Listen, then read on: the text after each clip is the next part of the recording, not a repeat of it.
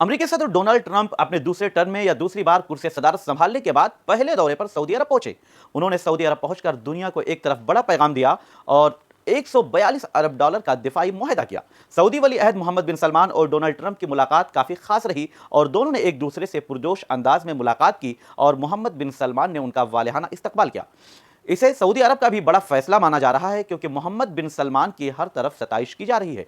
उन्होंने सऊदी अरब को मजीद मजबूत करने के लिए अमेरिका के साथ मिलकर कई अहम फैसले किए हैं और कई मुआहदे हुए हैं। इस दौरान सऊदी अरब और तुर्की की कोशिश से डोनाल्ड ट्रंप की शाम के सदर अहमद अश-शरा से भी मुलाकात हुई है। इस मुलाकात को भी काफी अहम माना जा रहा है। अमेरिका ने शाम पर आयत तमाम पाबंदियों को खत्म करने का भी ऐलान कर दिया है। इस तरह से अब अमेरिका और शाम के दरमियान भी ताल्लुकात उस्तवार होंगे और दोनों के दरमियान तिजारती मुआहदा होने का रास्ता भी हमवार हो गया।